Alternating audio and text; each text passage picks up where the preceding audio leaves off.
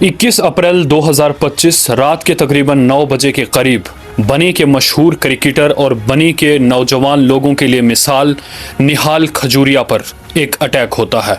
इस दौरान वो घायल भी होते हैं और उसके बाद उन्हें बनी के अस्पताल जो है वो भेजा जाता है। उसके बाद जो है वो उन्हें ड्रेसिंग भी करवाई जाती है और ये मामला जो है वो पुलिस स्टेशन में दर्ज करवाया जाता है। क्या कुछ है पूरा मामला ये इन्हीं से जानते हैं, लेकिन उससे पहले आपको बताते चलें कि किसी पर अटैक करना, किसी पर जानलेवा हमला करना उसके बुनियादी हकूक़ की पामाली है। बिलखसूस अगर हम भारत के आइन की बात करें तो बिल्कुल खुल्लम खुल्ला जो है वो आर्टिकल 21 यानी दफ़ा 21 का जो है वो पामाली होती है, जिसमें हर शख्स को अपनी ज़िंदगी गुजारने का हक है। कहीं ना कहीं बुनियादी हकूक़ की पामाली जो है वो इनके साथ हुई है, इनके बुनियादी हकूक़ को जो है वो छीना गया है। आर्टिकल 19 के तहत हिंदुस्तान के किसी भी कोने के अंदर आपको जाने की इजाज़त है जहां पर सिक्योरिटी रीज़न नहीं है। लेकिन अब हालत यह है कि इंसान जो है वो अपने घर में भी महफूज नहीं है। आखिर इन लोगों के अंदर इतनी हिम्मत आई कैसे? कहीं ये लोग किसी ऐसे जुनून में तो नहीं थे कि आम शख्स पर इस तरह का अटैक करने की हिम्मत जो है वो इन्होंने जुटाई।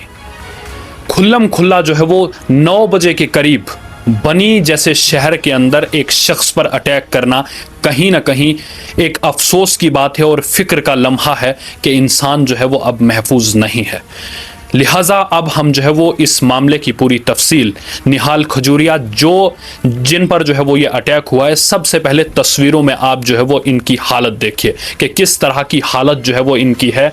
अभी भी जो है वो इनके सर पर जो है वो पट्टियां हैं, इनके चेहरे पर भी जो है वो पट्टियां हैं और तस्वीरों में जो है वो हम आपको दिखाएंगे कि किस तरह से जो है वो उस वक्त जब इन पर अटैक हुआ उसके बाद की जो तस्वीरें हैं, जिस वक्त ये खून में लथपथ थे, और वो तस्वीरें भी आपको दिखाएंगे जिनमें जो है वो इन पर अटैक हुआ है। सीसीटीवी फुटेज भी जो है वो हमारे पास मौजूद है, वो भी आपको दिखाने की कोशिश करेंगे। लेकिन अभी हम निहाल खजूरिया से इस मामले की पूरी तफसील जानेंगे। सबसे पहले आपका बहुत बहुत शुक्रिया कि आपने जो है वो कहीं ना कहीं हिम्मत जुटाई कि ये जो हमला आप पर हुआ है, आप पर तशद्दुद हुआ है, इसके खिलाफ जो है वो आप बोलने के लिए जो है वो आप मीडिया पर आए। सबसे पहले जो है वो आपकी हिम्मत को सलाम है कि आप जो है वो आपने हिम्मत की कि आप इस मामले के खिलाफ बोलोगे और लोगों को जो है वो इस मामले के बारे में बताओगे कि कहीं ना कहीं जो है वो अगर आप महफूज नहीं है तो लोगों को भी जो है वो अपनी हिफाजत के लिए जो है वो हर वक्त तैयार रहना चाहिए। क्या कुछ कहना चाहेंगे? क्या मामला हुआ है आपके साथ? देखिए, ये बात है 21 तारीख है तकरीबन 9 बजे की जी। तो मुझे एक फ़ोन कॉल आता है कि थोड़ा गेट के पास आइए। मैं जैसे ही गेट खोल के बाहर गया तो 4 से 5 लड़के मेरे गेट के पास मेरा इंतज़ार कर रहे थे। जी। जैसे ही मैंने गेट खोल के देखने लगा कि कौन है, वो मेरे को ड्रैग करके नीचे ले गए। जी। जैसे ही मुझे ड्रैग करके वो रोड के पास ले जाते हैं तो मुझे कोई पता नहीं कि वो कौन इंसान थे, क्या थे। जैसे ही मैंने उनको देखा, पूछा, तो उन्होंने मुझे मारना शुरू कर दिया। बिना किसी बात के, बिना किसी चीज़ के उन्होंने मेरे को मारना शुरू कर दिया। स्टार्टिंग में 4 से 5 लड़कों ने मेरे पे हमला किया। जब 4 से 5 लड़कों ने मेरे पे हमला किया तो काउंटर में मैंने भी अपना जो हिफाजत, हर किसी जो करना चाहता है, वो जिसके अंदर जुनून होता है वो करता है, मैंने किया। जब उन्होंने देखा ये काउंटर अटैक कर रहा है तो 2-3 लड़के पीछे से घेर के मुझे उन्होंने मारना शुरू कर दिया। उनके हाथों में लाठी थी, रॉडें थी, टोके थे, ग्रिपें थी, वो जो नक्कल पे लगा के पंचेस मारते हैं, और भी पता नहीं कौन कौन से हथियार थे। उन्होंने मेरे को मारना शुरू कर दिया। जब उन्होंने मेरे को मारना शुरू किया तब मैं बेबस हो गया। जब मैं बेबस हो गया तो बीच में क्या हुआ कि मुझे गुस्सा आया, और जब बीच में गुस्से होकर मैं चिल्लाया तो वो लोग भाग गए।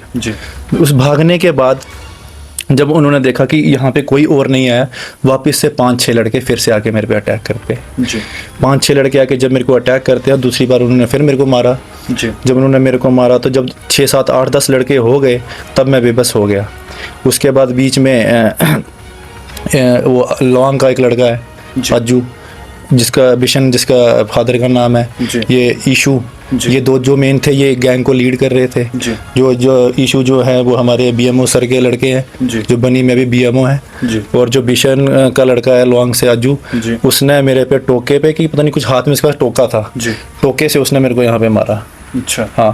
तो चाहते भी तो वो कुछ भी, मतलब कि अगर शायद मैं घर के बाहर था, अगर थोड़ा आगे होता तो वो शायद मेरा मर्डर भी कर सकते थे। जी। ने अभी तक जो है वो बताया कि लगभग 8 से 10 लोग या 12 लोग जो है वो उस गैंग में थे, लेकिन अभी तक जो है वो आपने सिर्फ 2 लोगों का नाम लिया है। और पुलिस स्टेशन में इस मामले में रिपोर्ट दर्ज करवाई है आपने? जी हाँ, FIR लग चुकी है और जो जितने भी कल्प्रिट हैं पुलिस उनके पीछे लगी हुई है। मैं SHO साहब से गुजारिश करूँगा, एक बार फिर वो अपना काम बखूबी कर रहे हैं, लेकिन मैं गुजारिश करूँगा कि जितना जल्दी हो सके उनको दबोचें और उनको अंजाम पे डालें। जी। और कितने लोग थे उनके साथ, और उनमें से किसी शख्स को आप जानते हैं?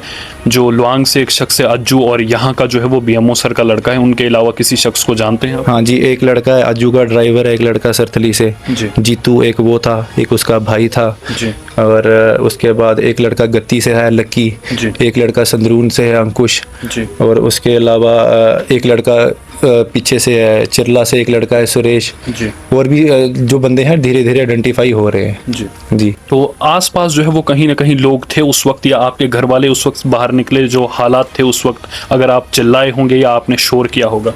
किसी को पता नहीं था उस टाइम पे, बारिश थी, लाइट उस टाइम पे थी नहीं। आपको पता है इस टाइम पे सब लोग खा पी के अपने घर में आराम करते हैं। मेरे घर वाले भी घर में आराम है। उससे 5 मिनट पहले पापा के साथ मेरी बात हुई कि कहाँ है, उन्होंने फ़ोन किया, मैं अपने रूम में सोया हुआ हूँ। तो जब इन्होंने बोला तो इनके माइंड में कुछ ऐसा था ही नहीं जी। किसी के माइंड में कुछ था ही नहीं। और दूसरी बड़ी बात ये है कि मेरी इतना है, समाज में इतना है कि कोई ये सोचेगा नहीं कि निहाल खजूरिया जो है वो इस चीज़ कोई ऐसी करेगा और इसके ऊपर ऐसा हमला होगा। क्योंकि मैं कहीं भी जाता हूँ लोग मेरी रिस्पेक्ट करते हैं। मैं ऑल इंडिया खेलने जाता हूँ, मैं कश्मीर खेलने जाता हूँ, मैं श्रीनगर खेलने जाता हूँ, मैं भद्रवाह खेलने जाता हूँ। और एक और बड़ी बात है कि मेरे स्टूडेंट भद्रवाह से भी हैं, कुछ लड़के IPL खेल रहे हैं इस टाइम पे। एक लड़का है हमारा भद्रवाह का अलीम, वो भी मेरा स्टूडेंट है, इस टाइम पे लखनऊ की टीम में है वो। तो मेरा सर्कल, फ्रेंड सर्कल जो है वो खिलाड़ियों और अच्छे लोगों के साथ है। तो इनका पता नहीं, या इनको कोई फेम चाहिए था कि हम इसको टारगेट करेंगे तो हमें फेम मिलेगा जी। अब इनकी सोच, जिस हिसाब से इनकी सोच थी, तो ये कुछ भी गलत कर सकते थे। और जी, कहीं ना कहीं आप जो है वो क्रिकेटर हैं, और वो लाठियां जिनसे जो है वो आपको मारा गया है, कहीं ना कहीं जो है आप में सहने की जो है वो हिम्मत है।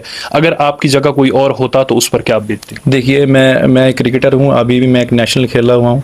मैं बच्चों को ट्रेनिंग देता हूँ जम्मू में। मेरे 7 लड़के इस टाइम पे जो हैं जम्मू कश्मीर क्रिकेट एसोसिएशन में खेल रहे हैं 16-19 को लेके, और मैं खुद भी अभी खेल रहा हूँ। तो मैं फिटनेस और डाइट इन सब चीज़ों पर ध्यान देता हूँ। इन सब चीज़ों पे मैं पूरा ध्यान देता हूँ। मैं अपनी बॉडी को मेंटेन रखता हूँ, स्टेमिना, रनिंग। मैं वीकली हर तीसरे दिन मैं 5 किलोमीटर रनिंग करता हूँ। उसके अकॉर्डिंग जो मेरा शेड्यूल रहता है, जिम वगैरह जो भी है मेरा फिटनेस अकॉर्डिंग उसके रहता है। तो कहीं ना कहीं उनको भी ये बात पता थी कि 4 से 5 अगर बंदे होंगे तो ये उनको संभाल लेगा। इसीलिए वो पूरी प्लानिंग करके आए थे। 10 से 15 लड़के लेके आए थे, और जिस हिसाब से उन्होंने मेरे पे अटैक किया, जिस हिसाब से उन्होंने मेरे को रॉडें मारी और जो डंडे मारे हैं ना, अगर मेरी जगह शायद कोई और होता तो वो शायद इतना झेल ना पाता और आज अपने इस हिसाब में नहीं होता जी। इस तरह के हमले जो है वो बनी के अंदर अब होने लगे हैं। पहले हमने देखा था कि बड़े बड़े शहरों के अंदर जो है वो इस तरह के हमले होते हैं, लेकिन अब जो है वो बनी जैसा एक पिछड़ा इलाका, जिसे बैकवर्ड इलाका कहा जाता है, लेकिन यहाँ पर भी जो है वो इस तरह के हमले जो है वो होने लगे हैं। पुलिस से गुजारिश की जाती है कि इस तरह के लोगों को जो है वो पकड़ा जाए। इस तरह के हमले अगर समाज में होते हैं तो कहीं ना कहीं तमाम लोगों के लिए जो है वो ये खतरा है। तो अभी जो है वो क्या कुछ कहना चाहेंगे समाज के लिए कि किस तरह से जो है वो उन्हें अपना दिफा करना चाहिए? देखिए, जिस तरह से उन लड़के जो थे जो हमला करने आए थे, मुझे नहीं लगता कि ये अपने होश में रह के कोई ऐसा काम कर सकता है जी। तो जिस हिसाब से वो मेरे पे हमला कर रहे थे, मुझे लग रहा है कि वो under the influence of drugs थे जी। क्योंकि इंसान अगर होश में होता है तो उसको पता होता है हम क्या कर रहे हैं, कहाँ पे हैं, क्या नहीं कर रहे हैं। मुझे लगता है जो ड्रग्स जो हमारे यहाँ पे बढ़ रहा है वो सबसे बड़ा कारण वही है। अगर अभी इस चीज़ को हल्के में ना लिया जाए, जिस हिसाब से ये चीज़ें हो रही हैं, मेन रोड पे, मेन मार्केट में, मेन जगह पे अगर ये चीज़ हो रही है, तो आप खुद समझ सकते हो तो आने वाले टाइम पे क्या क्या हो सकता है, किस तरह से, मतलब कि लोगों को, ये मेरी बात नहीं है, ये एक समाज के लिए खतरा है जी। ये एक समाज के लिए, आज मेरे साथ हो सकता है, कल किसी बहन बेटी के साथ हो सकता है, ठीक है, किसी माँ के साथ हो सकता है, किसी बाप के साथ हो सकता है। ये तो मैं तो मेरे में सहने की क्षमता थी। अगर कोई और इंसान होता वो चीज़ ये नहीं समझ। और मेरा ये कहना है कि इस चीज़ को हल्के में ना लिया जाए, इसके ऊपर कार्रवाई होनी चाहिए, ड्रग्स के ऊपर कार्रवाई होनी चाहिए। क्योंकि जो लड़के थे वो मुझे, मैं 100% कह सकता हूँ वो under the influence of drugs थे, और ये एक समाज के लिए खतरा है। अगर अभी इनके ऊपर नकेल नहीं कसी गई तो आने वाले वक्त में आपको इससे भी बड़ी बड़ी वारदातें देखने को मिलेंगी, और एक दिन ऐसा आएगा जिस दिन ये बनी के लोग सारे उठ के रोएंगे और सारे पछताएंगे, क्योंकि आज मेरे साथ हुआ है, कल किसी की माँ के साथ हो सकता है, किसी की बहन के साथ हो सकता है, किसी के बाप के साथ होता है, किसी के भाई के साथ हो सकता है। जी जी। ये थे हमारे साथ निहाल खजूरिया, जिन्होंने आप बीती कहानी जो है वो हमें सुनाई, किस तरह से जो है वो इन पर अटैक होता है, और कुछ लोग जो है वो लगभग 10 से 12 लोग जो है वो इन्हें मारने की कोशिश करते हैं। समाज के लिए जो है वो एक बहुत बड़ा खतरा बन चुका है, और पुलिस से इस बात की गुजारिश की जाती है कि इन लोगों को जो है वो जल्द अज जल्द पकड़ा जाए, और इस तरह के लोग अगर समाज के अंदर हैं तो उनको पकड़ा जाए, उनको सलाखों के पीछे डाला जाए, और कानूनी के एतबार से जो है उन पर कार्रवाई की जाए। इसी के साथ दीजिए इजाज़त, खुदा हाफिज।